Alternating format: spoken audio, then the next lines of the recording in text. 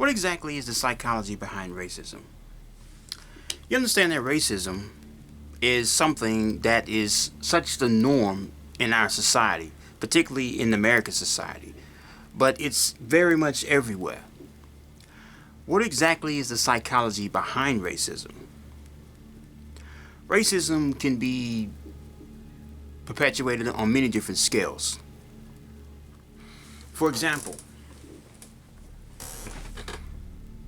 I'm a black guy with a high IQ.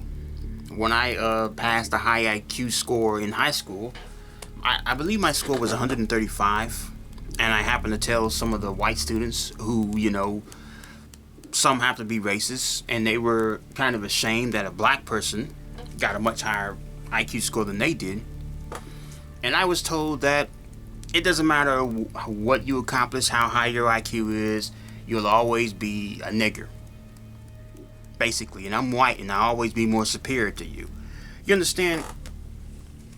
The fact that what they've been raised, that black people in particular are genetically predispositioned to have low IQs, and the fact that I've proven different on that social norm or idea, that made them feel very insecure, so they had to resort towards a racial idea to bring their self-esteem up. You understand? That's one thing that people do when it comes to racism. Basically, to gain self-worth through ideologies based upon racial prejudices. People are generally social animals. You see, one thing this article talks about,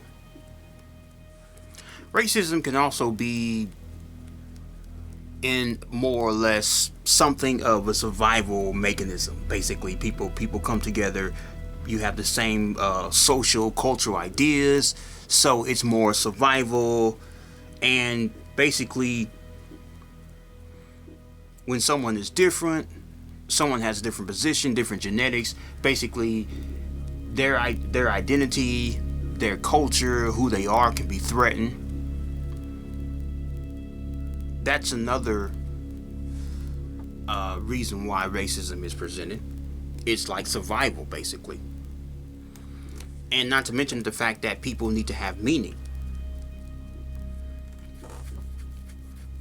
Like I say, culture, beliefs, or worldviews. It gives people a sense of order or certainty. But the problem is, when you use that in the sense of racism, basically, you're not only putting the other person down, or you're deriving towards a psychology that's favorable towards putting you as something superior. Okay, white guys are known to have the guys with the high IQs, or, black guys are known to have the large penises, or they're known to be the best athlete. One other predisposition social ideology that people have is that they're going to be superior in one area and inferior in another. Whether that's true or not, when you put racism in this whole ideology idea, it perpetuates kind of a negative stereotype, but we use it. It doesn't help anybody. And I can say the psychology behind racism is a variety of different things, as I just explained to you. It's based upon insecurities, it's based upon fear. But remember, racism is really just indoctrination. We're basically all equally human.